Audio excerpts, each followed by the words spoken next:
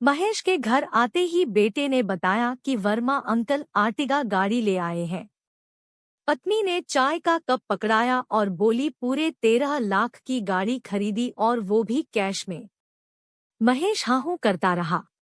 आखिर पत्नी का धैर्य जवाब दे गया, हम लोग भी अपनी एक गाड़ी ले लेते हैं। तुम मोटरसाइकिल से दफ्तर जाते हो, क्या अच्छा लगता है कि सभी लोग गाड़ी से आएं और तुम बाइक चलाते हुए वहां पहुंचो? कितना खराब लगता है। तुम्हें न लगे पर मुझे तो लगता है। देखो, घर की किश्त और बच्चों के पढ़ाई लिखाई के बाद इतना नहीं बचता कि गाड़ी ले। फिर आगे भी बहुत खर्चे हैं। महेश धीरे से बोला, बाकी लोग भी तो कमाते हैं, सभी अपना शौक पूरा करते हैं। तुमसे कम तनख्वाह पाने वाले लोग भी स्कॉर्पियो से चलते हैं। तुम जाने कहाँ पैसे फेंक कर आते हो। पत्नी तमतमाई, अरे भई, सारा पैसा तो तुम्हारे हाथ में ही दे देता हूँ, अब तुम जानो कहाँ खर्च होता है। महेश ने कहा, मैं कुछ नहीं जानती, तुम गांव की जमीन बेच दो, यही तो समय है जब घूम घाम ले, हम भी जिंदगी जी ले। मरने के बाद क्या जमीन लेकर जाओगे? क्या करेंगे उसका? मैं कह रही, कल गांव जाकर सौदा तय करके आओ। पत्नी ने निर्णय सुना दिया। अच्छा ठीक है, पर तुम भी साथ चलोगी? महेश बोला। पत्नी खुशी खुशी मान गई और शाम को सारे मोहल्ले में खबर फैल गई कि सरला जल्द ही गाड़ी लेने वाली है। सुबह महेश और सरला गांव पहुंचे। गांव में भाई का परिवार था। चाचा को आते देख बच्चे दौड़ पड़े। बच्चों ने उन्हें खेत पर ही रुकने को बोला, चाचा माँ आ रही है। तब तक महेश की भाभी लोटे में पानी लेकर वहां आई और दोनों के नजर उतारने के बाद बोली, लल्ला अब घर चलो। बहुत दिन बाद वे लोग गांव आए थे। कच्चा घर एक तरफ गिर गया था। एक छप्पर में 2 गायें बंधी थी। बच्चों ने आसपास फुलवारी बना रखी थी, थोड़ी सब्जी भी लगा रखी थी। सरला को उस जगह की सुगंध ने मोह लिया। भाभी ने अंदर बुलाया पर वह बोली, यहीं बैठेंगे। वहीं रखी खटिया पर बैठ गई। महेश के भाई कथा कहते थे। एक बालक भागकर उन्हें बुलाने गया। उस समय वह राम और भरत का संवाद सुना रहे थे। बालक ने कान में कुछ कहा, उनकी आंख से झरझर आंसू गिरने लगे, कंठ अवरुद्ध हो गया। जजमानों से क्षमा मांगते बोले, आज भरत वन से राम की नगरी आया है। श्रोतागण समझ नहीं सके कि महाराज आज यह उल्टी बात क्यों कह रहे। नरेश पंडित अपना झोला उठाए, कथा को विश्राम दिया और घर को चल दिए। महेश ने जैसे ही भैया को देखा दौड़ पड़ा। पंडित जी के हाथ से झोला छूट गया। भाई को अंक में भर लिया। दोनों भाइयों को इस तरह लिपटकर रोते देखना सरला के लिए अनोखा था। उसकी भी आंखें नम हो गई। भाव के बादल किसी भी सूखी धरती को हरा भरा कर देते हैं। वह उठी और जेठ के पैर छुए। पंडित जी के मांगल्य और वात्सल्य शब्दों को सुनकर वह अंतस तक भरती गई। 2 कमरे में रहने की अभ्यस्त आंखें सामने की हरियाली और निर्दोष हवा से सिर हिलाती नीम, आम और पीपल को देखकर सम्मोहित सी हो रही थी। लेकिन आर्टिगा का चित्र बार बार उस सम्मोहन को तोड़ रहा था। वह खेतों को देखती तो उसकी कीमत का अनुमान लगाने बैठ जाती।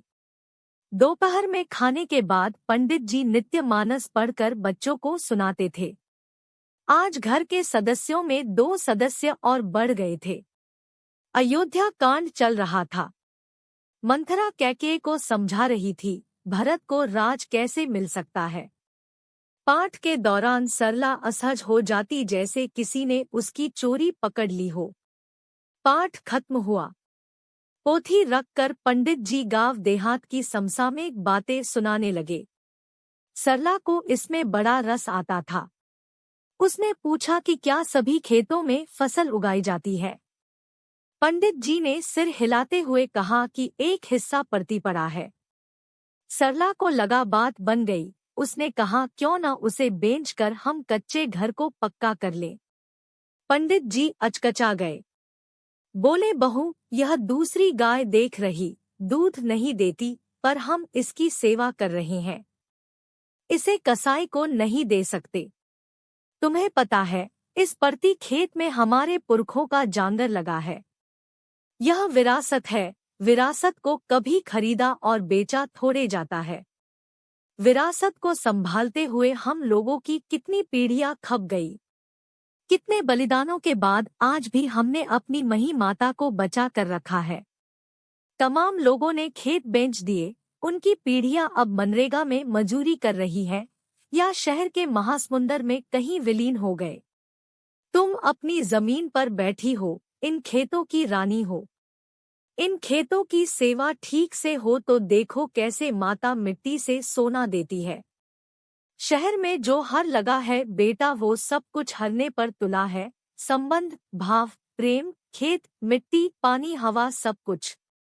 आज तुम लोग आए तो लगा मेरा गांव शहर को पटखनी देकर आ गया। शहर को जीतने नहीं देना बेटा। शहर की जीत आदमी को मशीन बना देता है। हम लोग रामायण पढ़ने वाले लोग हैं, जहां भगवान राम सोने की लंका को जीतने के बाद भी उसे तज कर वापस अयोध्या ही आते हैं, अपनी माटी को स्वर्ग से भी बढ़कर मानते हैं।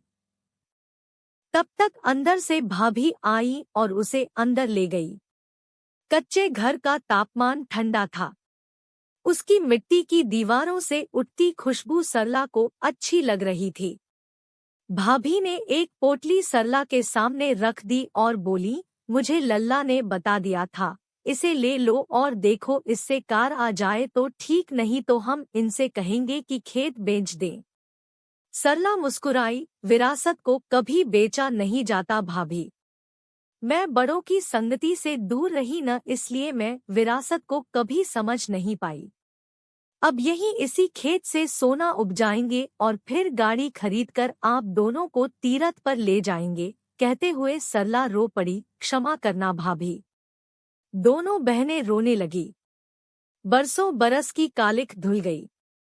अगले दिन जब महेश और सरला जाने को हुए तो उसने अपने पति से कहा, सुनो, मैंने कुछ पैसे गाड़ी के डाउन पेमेंट के लिए जमा किए थे, उससे पड़ती पड़े खेत पर अच्छे से खेती करवाइए।